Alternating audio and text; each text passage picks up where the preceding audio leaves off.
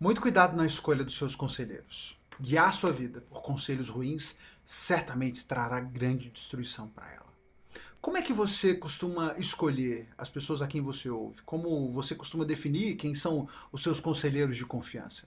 Normalmente, a nossa tendência natural é de buscarmos os conselhos de pessoas que são parecidas com a gente, que pensam da mesma forma, que desejam as mesmas coisas, porque assim os conselhos virão de acordo com a nossa vontade. Não serão conselhos conflitantes que nos confrontem e nós gostamos de palavras de afirmação. O problema com isso é que em muitos momentos da vida nós precisamos ser contrariados, precisamos de que alguém nos diga você está errado, para que nós possamos estar cientes e atentos aos nossos erros. E se os nossos conselhos, se os nossos conselheiros sempre concordam com a gente, ou talvez não tenham capacidade de discernir sobre algo que nós precisamos definir, jamais seremos confrontados, seremos guiados na direção que de fato devemos ser guiados.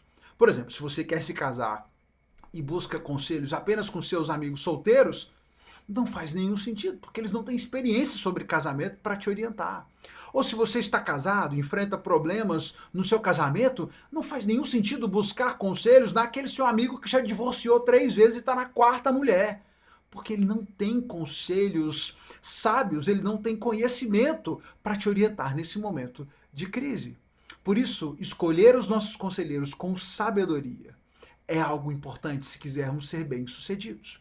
A nossa leitura de hoje nos alerta sobre os perigos e a destruição que pode vir da má escolha de conselheiros.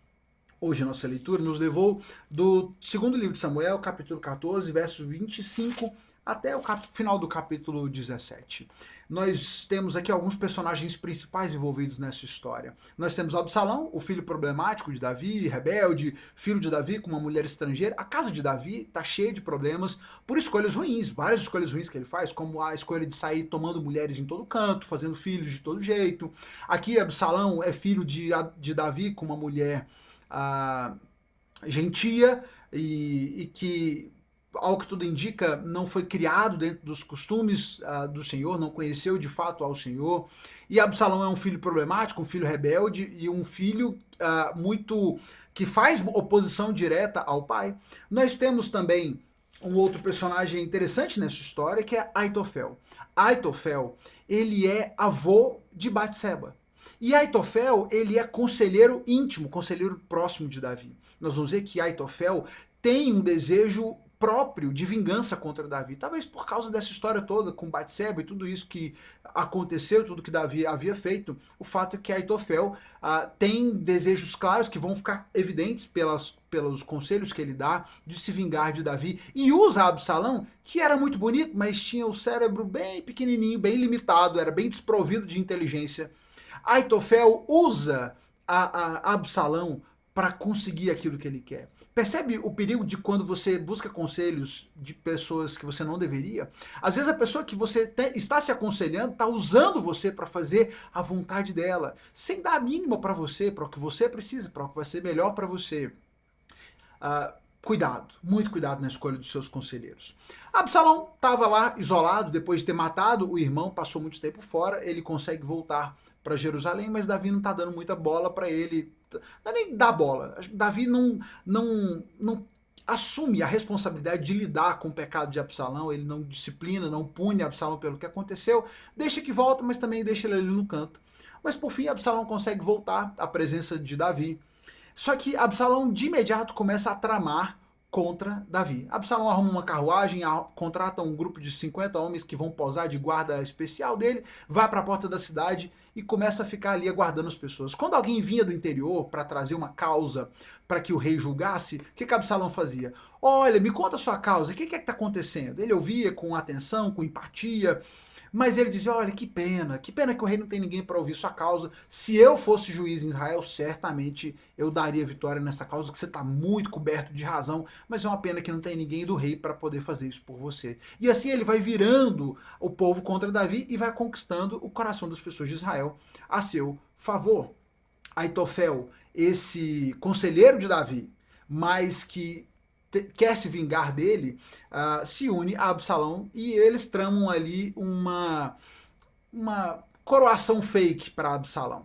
Absalão pede para ir a Hebron fazer um sacrifício, Davi permite, mas eles já tinham planejado tudo, levam uma porção de testemunhos que nem sabiam por que estavam indo para Hebron, só estavam indo para fazer um sacrifício, não sabiam do que ia acontecer. Enquanto isso, Absalão deixa mensageiros espalhados pelas tribos de Israel, que no tempo certo vão soltar o boato de que Absalão foi aclamado como rei em Israel. E assim eles fazem. Absalão retorna a Jerusalém, já cercado de pessoas, com uma multidão de gente, com Aitofel para tomar a cidade, para tomar o reinado de Davi. Davi fica sabendo disso antes, foge de Jerusalém e para não ter que lidar com isso, o argumento que ele usa é de preservar a vida das pessoas de Jerusalém. Eu entendo que a ideia de não ter que lidar com Absalão e com o pecado de Absalão também seja uma questão bem presente aí, porque Davi até o último minuto está tentando poupar a vida de Absalão, e pela lei ele já deveria ter lidado com Absalão, e Absalão já deveria ter sido condenado à morte muito tempo antes, de acordo com a lei, se Davi fosse seguir os princípios da lei. Mas Davi foge, e Absalão, quando entra na cidade, e aqui nós vamos ver, eu quero fazer o destaque aqui sobre a questão dos conselheiros. Absalão entra na cidade, vira para Aitofel, esse seu conselheiro de pouca confiança, e pergunta: e aí, o que eu devo fazer agora?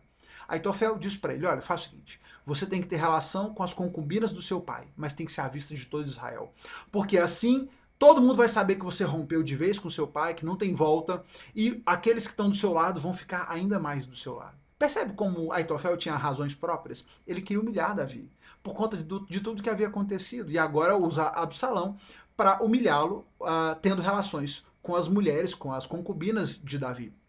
Absalão constrói uma tenda sobre o terraço do palácio e faz isso. Tem relações com essas mulheres na vista de toda Israel. Essa pouca vergonha acontece seguindo aos conselhos de Aitofel. Absalão, tomado de vaidade, de orgulho, querendo ser o rei. Nossa, que cara inteligente. Olha o que diz o verso 23 do capítulo 16. Absalão seguiu os conselhos de Aitofel, como Davi tinha feito, pois as palavras de Aitofel pareciam sábias, como se fosse um conselho dado pelo próprio Deus. Aitofel falava bonito, ele tinha uma palavra de sabedoria, parecia muito sábio, eram palavras, conselhos do próprio Deus. Absalão estava tão enebriado, tão cego da sua própria vaidade, dos seus desejos, e tão incapaz de julgar o que era sabedoria, que ele olha para aquela barbaridade que Aitofel, aquele bárbaro conselho que Aitofel dá para ele, e olha, tá aí, essas palavras vieram de Deus, vou fazer. Claramente não eram. E Absalão tem um fim triste, nós vamos ler amanhã o fim de Absalão, e a gente vai ver que nesse confronto Absalão sai morto, derrotado, a casa de Davi destroçada, e Absalão sempre cercado de conselhos ruins, porque ele era vaidoso, ele tinha suas pretensões e ele estava cercado de gente que estava ali para estimulá-lo ao mal e não para alertá-lo do mal que ele vinha fazendo. Por isso, o meu alerta para você hoje é muito cuidado na escolha dos seus conselheiros. Não se cerque só de gente que valida as suas loucuras. Não se cerque de gente que só pensa como você. Esteja cercado de pessoas que, sim, é claro que você vai estar cercado de gente que te ama, que te quer bem. Ninguém quer estar cercado e nem vai ouvir conselho dos inimigos. Mas esteja cercado de conselheiros que sejam honestos, de gente que tenha coragem de te dizer quando você está errado, que possam te indicar um caminho de sabedoria, de gente que tenha experiência de vida, sabedoria para compartilhar. Se você só está cercado de gente inexperiente, que não tem experiência na vida, como é que eles vão te alertar diante dos momentos desafiadores? Se cerque de bons conselheiros, de gente sábia, de gente temente a Deus e tenha uma vida de fato próspera e bem-sucedida diante do Senhor. Cuidado com os maus conselheiros, porque eles trazem destruição. E questione as suas vontades, questione os seus motivos ao escolher esses conselhos, porque senão você pode acabar como Absalão, ouvindo um conselho terrível e ouvindo, nossa, mas que homem sábio. Certamente esse conselho vem do próprio Deus. Que absurdo. Cuidado, escolha os seus conselheiros com sabedoria. Vamos lendo a nossa Bíblia, aprendendo cada dia mais, você já sabe. Amanhã a gente se encontra aqui para mais uma reflexão.